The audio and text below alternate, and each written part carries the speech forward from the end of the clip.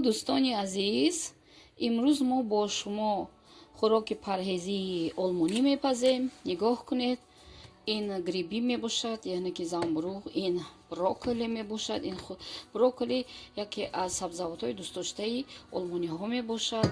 این بلغاری میباشد، بلغاری، پمیدور و پیاز. از همه این نمودی سبزیجات ما حاضر خوراک پرهیزی تیار میکنیم. دوستای عزیز، امیدوارم که خوب هستید. هوای ما طوفان بود، حالا نگاه کنید کمی آرامتر شد. میگویند که امشب باز طوفان میشود. خداوند همه ما رو حفظ نماید. دوستانی من، حاضر ما خوراک پرهیزی آلمانی رو برای شما سر میکنیم. بازم میگم بروکل و بلغاری سرخ داریم، زنبروغ داریم و پیاز، پمیدور. عموما چی سبزیجاتی که در یخدان شما هست آن رو گرفته میتونید که این چنین خوراک آلمانی رو تیار کنید. همگی 1.5 قاشق روغن انداختن لازم است. این شبیه به سس ما است، ولی این رو کمی، یعنی که در علاوه پستر پختن لازم است. با ما باشید. حاضر ما دیگ رو ماندیم، اکنون سر میکنیم.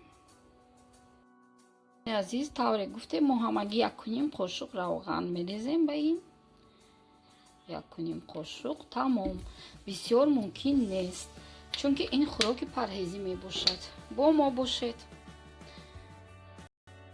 عزیز، برای این خوراک پرهیزی اول در همین مقداری کمی روغن ما بروکل ها رو می اندازیم و کمی بروکل رو در روغن می زیربانیم. نگاه کنید، این خوراک بسیار نیابچنی پرهیزی و برای سلامتی شما فایده‌ناک است. دوستای عزیز من،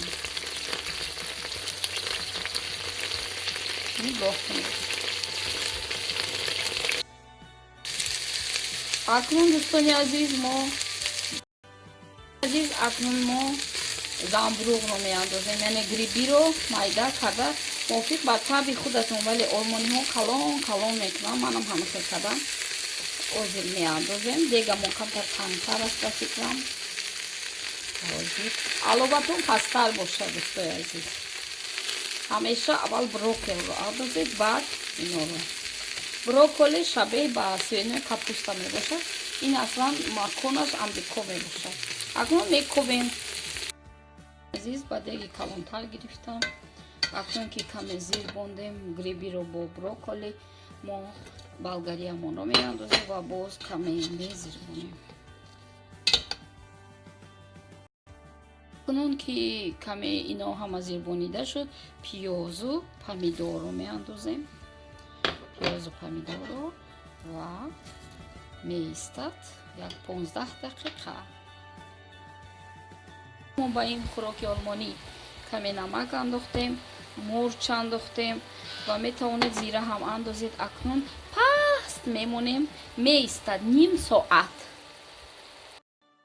دوستان من، خوراک پرهیزی آلمانی ما تیار شد. بویش را گفتیم چه باش، بویش بسیار اشتهاور، یعنی که 1.5 قاشق روغن. دیدید بسیار هم بامزه است، پرهیزی است برای سلامتی شما. اکنون یک هوا رو بینیم چه خیلی است. به شما یک نشان دهم. هوای ما رفتن شب باز سر میشه طوفان. دیدید در یک دم مثل بهار شد، شمالک بس کرد.